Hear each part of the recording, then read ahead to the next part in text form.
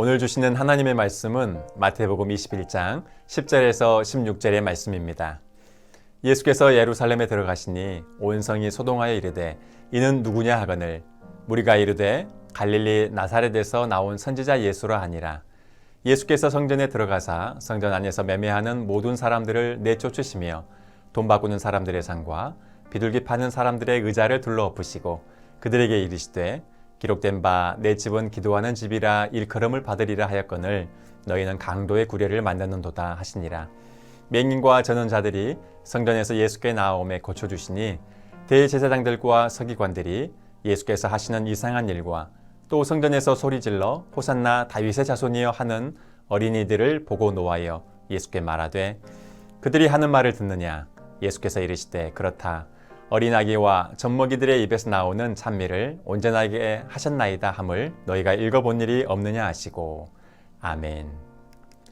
오늘 본문에는 예수님께서 생애 마지막 주간에 성전에서 행하신 세 가지 일을 기록하고 있습니다.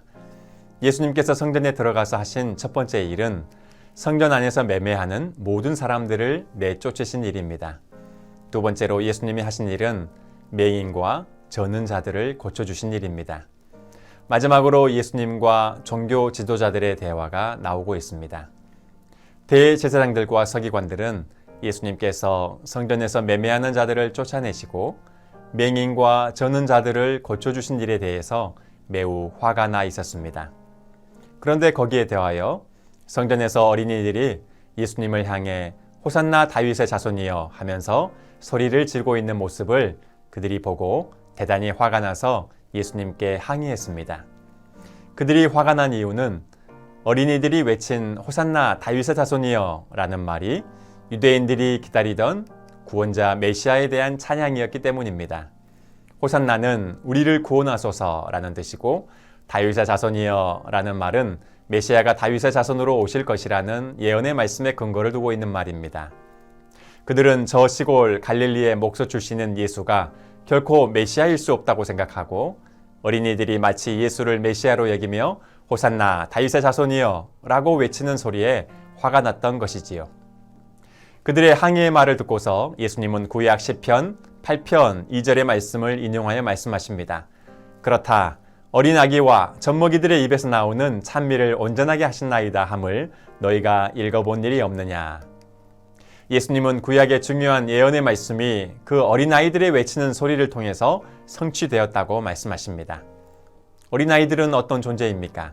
당시에는 지금보다 훨씬 보잘것없는 존재로 여겨졌습니다. 그러나 예수님은 어린이들을 귀하게 보셨습니다.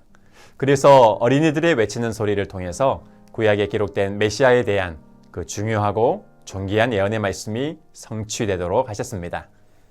어린이라는 존재 자체가 중요한 게 아니라 어린이가 가지고 있는 순수한 마음이 중요한 것입니다. 주님은 세상의 온갖 더러운 죄악과 탐욕에 물들지 않는 순결하고 순수한 마음으로 외치는 찬양을 기쁘게 받으십니다.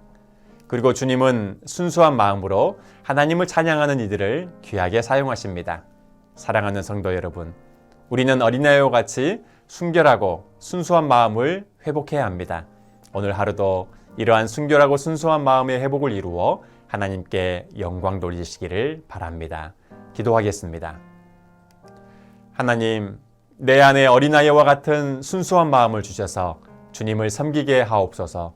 어린아이와 같이 연약한 자의 찬미를 온전케 하시며 연약한 자를 들어 사용하시는 예수님의 이름으로 기도합니다. 아멘.